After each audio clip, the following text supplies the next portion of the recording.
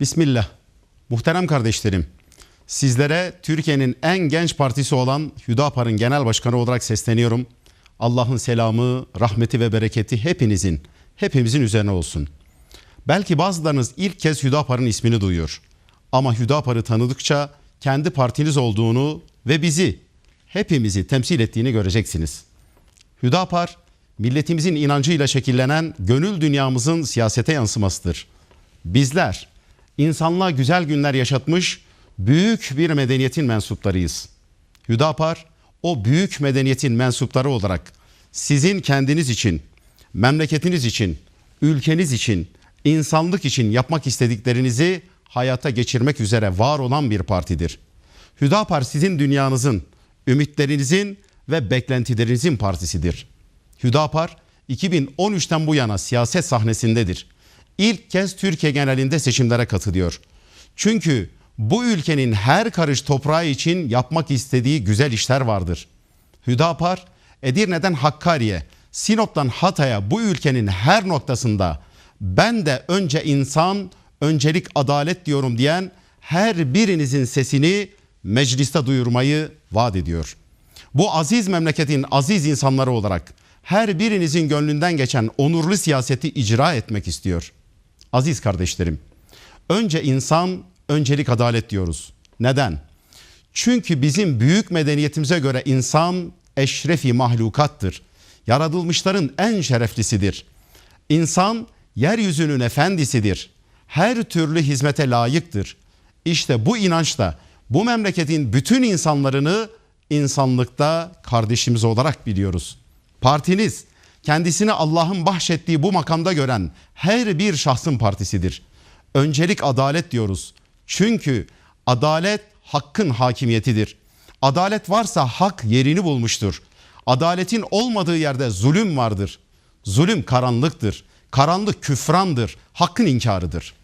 Biz bu memleketin acılarının farkındayız. Biz bu memleketin kazanımlarının da farkındayız.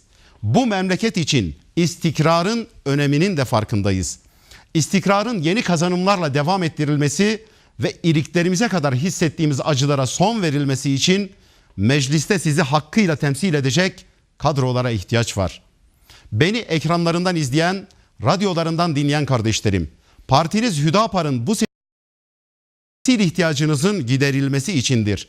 Allah'ın izniyle siz evinizde çocuklarınız arasındayken, iş yerinizde işinizin başındayken benim temsilcim Hüdapar mecliste diyeceksiniz. Bizzat siz mecliste bulunurcasına temsilinizin en üst düzeyde gerçekleştirildiğine şahit olacaksınız. Siz asıllar olarak Hüdapar listesinden meclise gönderdiğiniz vekillerinizle iftihar edeceksiniz. Hüdapar'ı tercih etme kararınızdan onur duyacaksınız. Aziz kardeşlerim, bu memlekette taş üstüne taş koyan herkesi takdir ediyor, herkese teşekkür ediyoruz. Lakin maddi bir kalkınma yaşarken manevi bir boşluk yaşıyoruz. Madden kalkınırken manen bir tatminsizlik içinde bulunuyoruz. Bu çaresiz bir hal değildir. Biz aziz bir yolun yolcusuyuz. Bizim yolumuzda madden ve manen bir arada kalkınmak mümkündür. Hüdapar'ınız size böyle bir kalkınma vaat ediyor. Bize yabancı, ithal ürünü, kapitalist ekonomi anlayışıyla bizim dayanışma, kültür ve medeniyetimiz zarar gördü. Bunun sonucunda zengin fakire yabancılaştı. İki kesimin çocukları ayrı mekanlarda büyüyor, ayrı okullarda okuyor. Birbirini tanımıyor, birbirinin derdini bilmiyor ve anlayamıyor. Bu kapitalist sistemde anne babalar fabrikalarda, mega marketlerin dehliz misali depolarında, izbe tekstil atölyelerinde açlık sınırının altında bir ücretle çalışmak zorunda kalıyor. Evde öksüz gibi bekleyen çocuklar anne baba sevgisine doymadığı gibi verilen ücretle karnı da doymuyor. Bu adil değildir. Hüdapar'ınız zenginin zenginleşirken toplumundan kopmadığı, kardeşlerini unutmadığı, anne babalarının açlık sınırının altında çalıştırılmadığı kalkınmış bir Türkiye vaat ediyor. Hem kalkınacağız hem özümüzü unutmayacağız. Biz bunun mümkün olduğuna inanıyoruz. Siz de buna inanıyorsunuz. O halde hep birlikte bunu başarabiliriz. Aziz kardeşlerim, çektiğiniz sıkıntıların ve yaşadığınız acıların farkındayız. Bu nedenle önce insan, öncelik adalet dedik. İnsanca yaşamak için adaletin öncelenmesi lazım. Bunun için yargıda, ekonomide, siyasette adalet olmalı. Gelir dağılımında adalet, vergi toplanmasında adalet, temsilde adalet, işe alımda adalet diyoruz. Yargıda adalet yok maalesef. Cezaevlerinde yatan 254 bin mahkum ve tutuklu var. 7,5 milyon da ceza dosyası. Bunların her birinin 2 sanığı, 2 tanığı, 2 de şikayetçisi olursa yaklaşık 40-50 milyon insan mahkemelerde sürünüyor demektir. Bu normal bir durum değil. 28 Şubat mağduru yüzlerce kardeşiniz hala cezaevlerinde. Haksız yere yattığından emin olduğumuz ve 30 yılını doldurmak üzere olan mağdurlar var. Sizler şu an evlerinizde bizi dinlerken onlar parmaklıklarının arkasında bulunuyorlar. Bu zulme son vermek, o acıyı yüreğinde hisseden Hüdapar'ınızın mecliste temsil edilmesine bağlıdır. Güvenlik soruşturması bahanesiyle 22 yaşındaki üniversite mezunu gencecik evlatlarımız memur bile yapılmıyor. Türkiye bunu daha önce ne zaman yaşamıştı? Bizim hafızamızda yeri bile yok. Bir ülkenin başarılı evlatlarının önü mülakatlarla kesiliyorsa ve kadrolar mezat pazarına düşmüşse tuz kokmaya başlamış demektir. Hüdapar'ınız mecliste sizin adınıza bulunacak ve söz veriyorum, bu hale son vermek için o güvenlik soruşturmalarından geçemeyen çocukların öz anne ve babaları gibi çalışacaktır.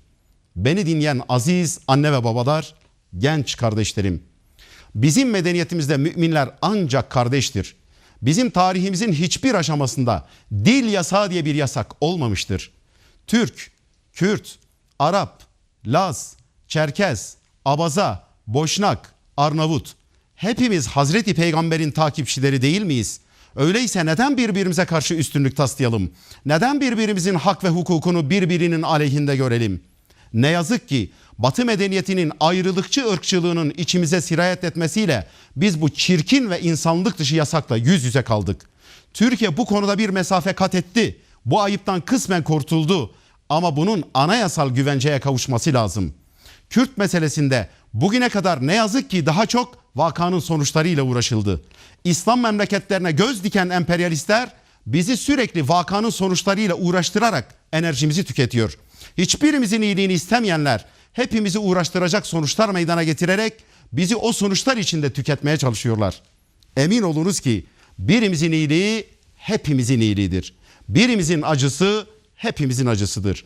Biz bu işin üzerine gitmek ve nedenlerini ortadan kaldırmak zorundayız. Bizi çirkin dil yasakları ile yüz yüze bırakan batıdan gelen habis ideolojilerdir. Gelin Allah'ın selamı üzerine olsun. Peygamberimizin veda hutbesinde buyurduğu gibi ırkçılığın her türünü ayaklarımızın altına alalım. Birbirimizin dilinin önüne engeller koyarak düşmanlarımıza prim vermeyelim. Bu aziz memleketi hep beraber huzur dolu günlere taşıyalım. Kardeşlerim, ne yazık ki dışarıdan alınan taklit ürünü kanunlarla aile kurumu ağır hasarlı hale getirildi. Bunun sonucunda aileler dağıldı. Anne veya babasından birini tercih etmek zorunda kalan, anne ve baba şefkatinden mahrum ailesiz bir nesil yetişti. Bunun yanında evladını katleden anne baba ile anne babasını katleden evlatların yetiştiği bir sosyal felaketle karşı karşıyayız.